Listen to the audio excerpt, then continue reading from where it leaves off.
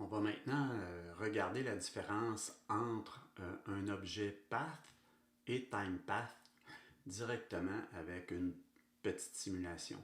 Alors présentement, c'est déjà monté avec un source qui donne un temps interarrivée de 1 minute. Donc chaque unité, ça va prendre une minute pour les sortir. J'ai déjà posé un path, il est unidirectionnel. Pour ce qui est de la limite de vitesse, bon, Infinity, là, c'est pas plus grave que ça. Et le véhicule qui va démarrer à la fin de source 1, à son output.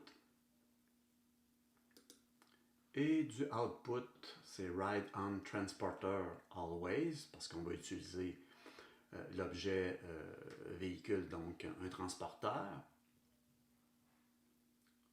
Il a été choisi, véhicule 1. La seule chose, c'est sur le path, on va se donner une limite de vitesse. Au lieu de Infinity, on va dire 2 mètres par seconde.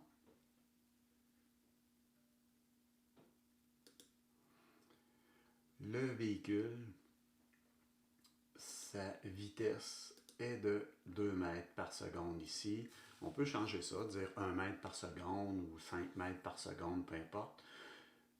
Bon, disons qu'on dit 5 mètres par seconde, 3 mètres par seconde. Évidemment, il faut que je change sur mon path sa limite de vitesse au lieu d'être 2 mètres par seconde. Supposons qu'on dit c'est une limite de 10 mètres par seconde. Mon transporteur, lui, va aller à une vitesse de 3 mètres seconde. Alors, je génère des entités.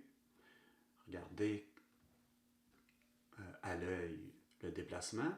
Chaque petit carré de grille, c'est 1 mètre. Alors, après 2 minutes, ça a pris une dizaine de secondes de simulation pour faire ça.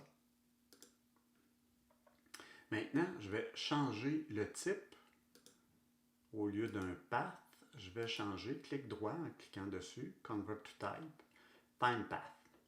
Alors, un Time Path, c'est peu importe la distance qu'il y a, c'est une durée de déplacement.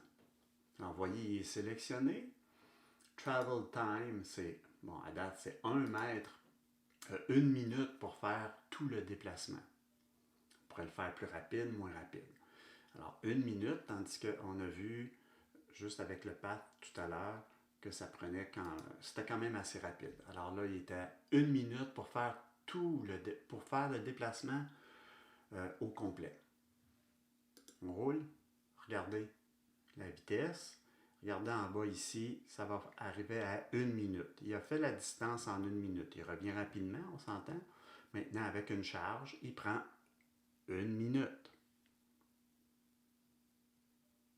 Alors, peu importe la longueur du TimePath, de ce connecteur-là, TimePath, ça va prendre 1 minute faire un déplacement avec charge.